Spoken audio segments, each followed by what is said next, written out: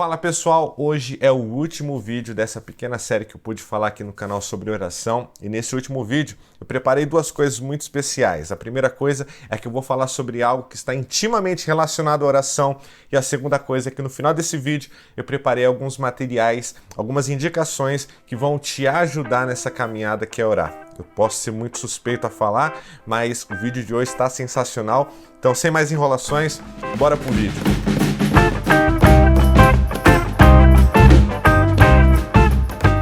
Aquilo que está intimamente relacionado à oração e que eu desejo falar hoje é sobre o coração do homem, e eu desejo fazer um breve panorama de como a Bíblia apresenta o nosso coração. Eu sei que para algumas pessoas não é novidade, mas a Bíblia não trata do nosso coração, do coração do homem, do coração do ser humano, como um simples órgão muscular que bombeia sangue para todo o corpo. Tanto no Antigo Testamento como no Novo Testamento, a Bíblia trata do coração como o centro da personalidade do indivíduo. Não somente como o centro das emoções, o centro dos sentimentos, né? Eu te amo de todo o meu coração, mas a Bíblia fala do coração como o centro das emoções, dos sentimentos, mas também o centro da vontade e o centro do intelecto. Provérbios capítulo 4, versículo 23, diz que é do coração que procedem as saídas da vida. Em outras traduções, outras versões em português, diz que o coração define o rumo da vida. O profeta Jeremias diz no capítulo 17, no versículo 9 do livro que leva o seu nome o seguinte: enganoso é o coração, mais do que todas as coisas, e desesperadamente corrupto.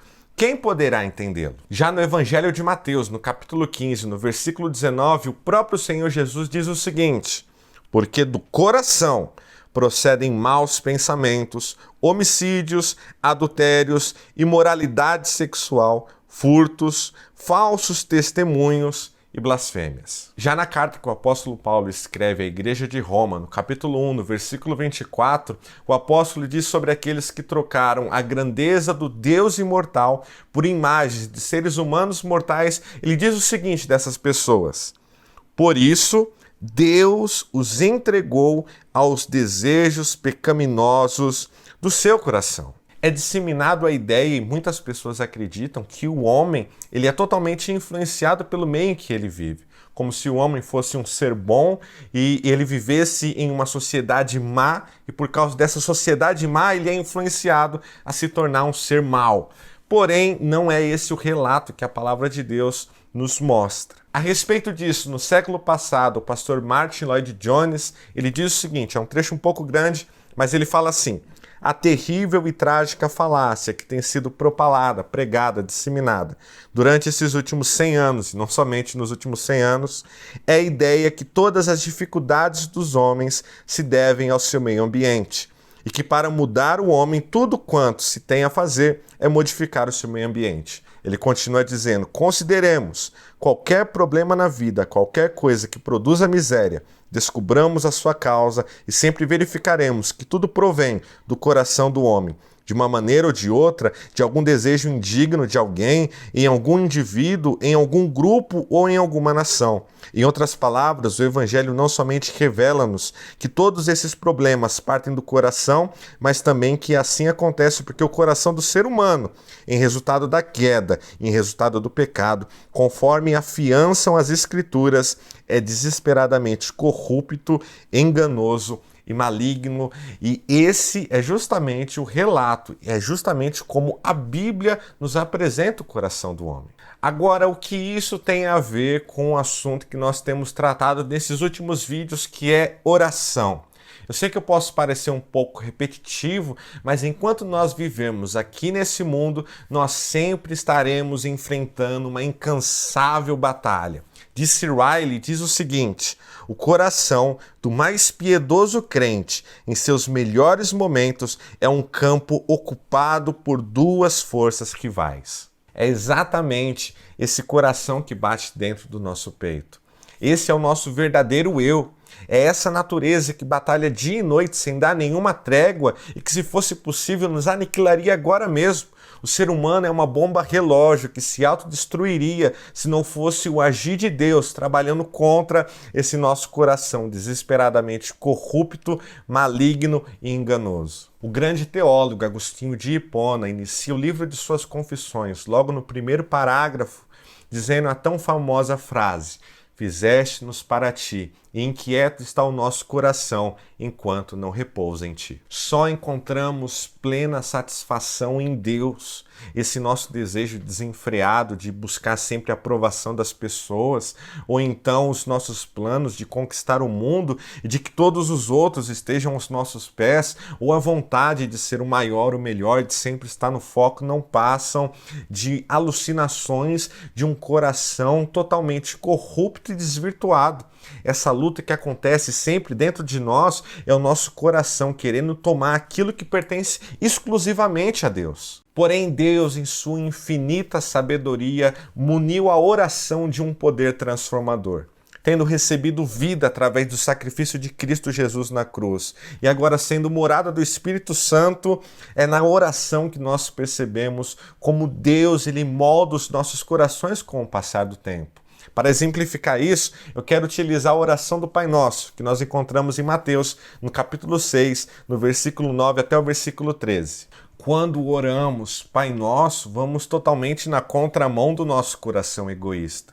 Quando oramos, seja feita a tua vontade, assim na terra como no céu, nós estamos assumindo que Deus, ele planeja muito melhor, ele tem planos muito maiores e melhores do que os nossos. Ao dizermos, dá-nos o pão para esse dia, reconhecemos que tudo vem de Deus, que os nossos maiores esforços são em vão se Deus, em sua providência, não nos auxiliar até mesmo no nosso sustento diário. Ao orarmos, perdoa as nossas dívidas, assim como nós perdoamos os nossos devedores, nós colocamos de um lado o nosso viver com Deus e em xeque as nossas atitudes para com o nosso próximo. Ao pedirmos e não nos deixe cair em tentação, mas livra-nos do mal, reconhecemos esse nosso coração pecaminoso, esse nosso coração desesperadamente corrupto, enganoso e maligno, mas também reconhecemos que nós precisamos de Deus para nos auxiliar, para nos proteger das tentações que nós enfrentamos nesse mundo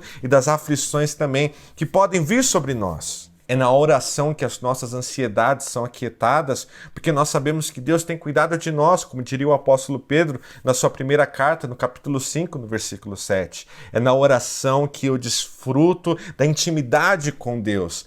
É na oração que eu demonstro a minha confiança e que minha fé é fortalecida. É na oração que eu reconheço diante de Deus o quão miserável eu sou e quanto que eu necessito e eu preciso da ajuda dele. A oração é um dever de todo cristão.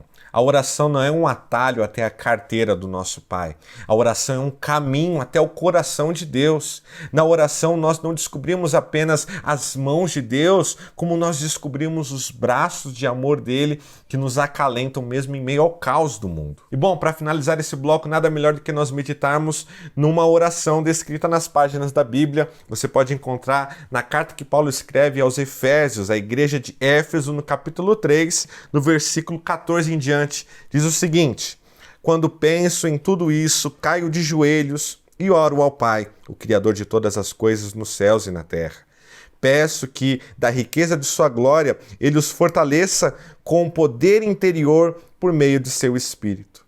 Então Cristo habitará em seu coração à medida que vocês confiarem nele. Suas raízes se aprofundarão em amor e os manterão fortes. Também peço que, como convém a todo o povo santo, vocês possam compreender a largura, o comprimento, a altura e a profundidade do amor de Cristo. Que vocês experimentem esse amor, ainda que seja grande demais para ser inteiramente compreendido. Então vocês serão preenchidos com toda a plenitude de vida e poder que vem de Deus. Toda a glória seja dada a Deus, que por seu grandioso poder que atua em nós, é capaz de realizar infinitamente mais do que poderíamos pedir ou imaginar.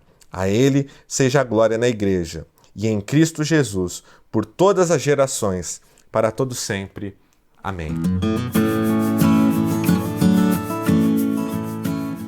E para finalizar esse vídeo, eu tenho algumas indicações aqui, como eu falei lá no início, que eu acredito que vão te ajudar nessa caminhada até o coração de Deus, que é a oração. O primeiro livro que eu tenho aqui para indicar foi uma indicação de um amigo, pastor Danilo Isidoro, pastor da Igreja Viver em Amor, da onde a gente congrega, da onde você está assistindo, o canal da igreja.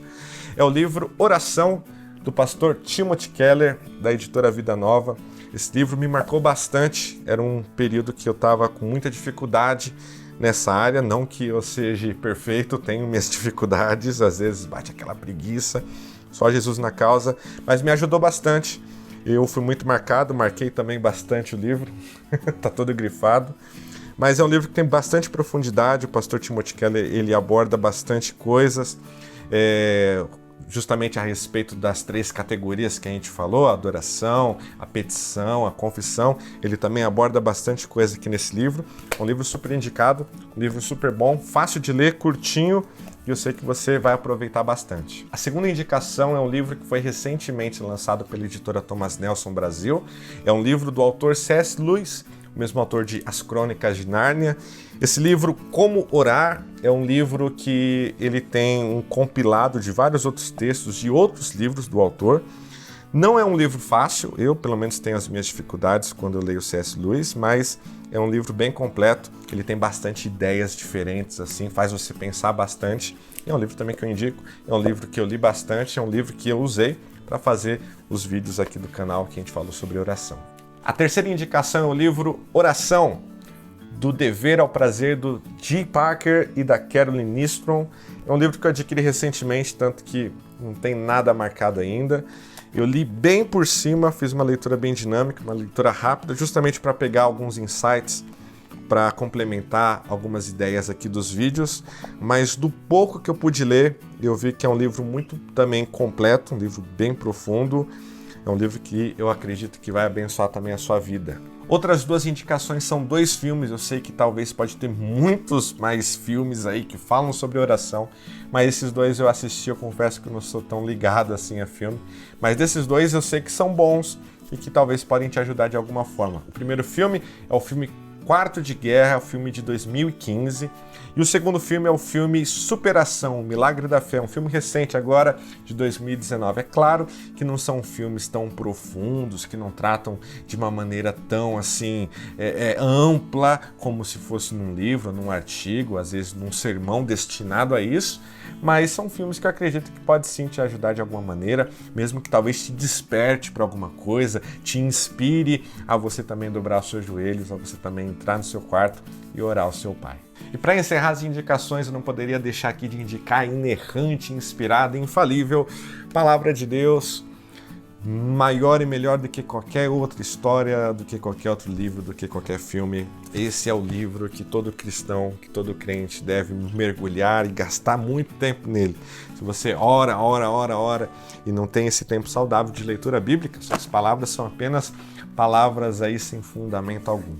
Eu creio que a partir do momento que você decidir se relacionar mais intimamente com Deus, as coisas se tornarão diferentes. Que Deus, o Deus que nos vê, o Deus que nos ouve, Ele possa abençoar a sua vida e te guardar. Em nome de Jesus, até o próximo vídeo.